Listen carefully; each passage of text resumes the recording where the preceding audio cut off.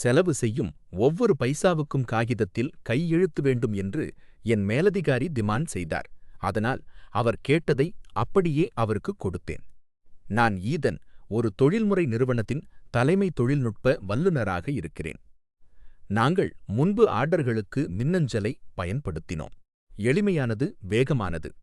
பிறகுதான் அந்த புதிய திறன் மேம்பாட்டு ஆலோசகர் கெவின் வந்தார். மின்னஞ்சல்கள் சோம்பேறிகளுக்கானது என்று கெவின் முடிவு செய்தார்.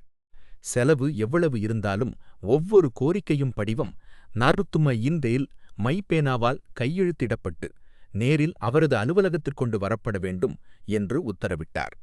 நாங்கள் அதிக அளவு வேலைகளை கையாளும் நிறுவனம் என்று நான் அவரை எச்சரித்தேன். ஆனால் அவர் அதை பொருட்படுத்தவில்லை. விதிவிலக்கு கிடையாது, ஒவ்வொரு கோரிக்கையையும் நான் பார்க்க வேண்டும் என்றார். அதுதான் அவர் செய்த மிகப்பெரிய தவறு. திங்கட்கிழமை காலை நான் மொத்தமாக ஆர்டர் செய்வதை நிறுத்தினேன். 10 போல்ட்டுகள் வேண்டுமா? அதற்கு ஒரு படிவம். கிரீஸ் நீக்கி வேண்டுமா? மற்றொரு படிவம். ஓய்வு அறைக்கு ஒரு மின்விளக்கு வேண்டுமா? மீண்டும் ஒரு படிவம். காலை 10 மணிக்குள் அவருத்தனோத் தனித்தனி படிவங்களை அவர் மேஜையில் கொட்டினேன். அவற்றை கையெழுத்திட அவர் 20 நிமிடங்கள் செலவிட்டார். சிறிது நேரத்திலேயே நான் மீண்டும் பம்பர் இம்மர படிவங்களுடன் வந்தேன். புதன்கிழமை வாக்கில் நான் பாதி நாளை அவர் அலுவலகத்திற்கு நடந்து செல்வதிலேயே கழித்ததால் தொழிற்சாலையின் வேலைகள் மிகவும் மந்தமானது.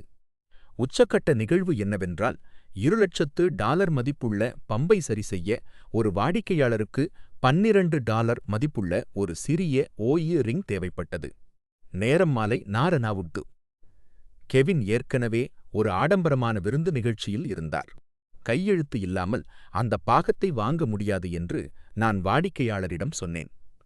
ஆத்திரமடைந்த வாடிக்கையாளர் நேரடியாக சி.இ. ஓ.வுக்கு போன் செய்தார். சி.இ. ஓ விருந்து நடுவே கெவினுக்கு போன் செய்து உடனடியாக அலுவலகத்திற்கு திரும்புமாறு உத்தரவிட்டார். $12 மதிப்புள்ள ஒரு காகிதத்தில் கையெழுத்திட கெவின் தனது சூட் உடையுடன் 45 நிமிடங்கள் கார் ஓட்டித் திரும்ப வேண்டியிருந்தது. அடுத்த நாடால் காலை ஒரு மெமோ வந்தது.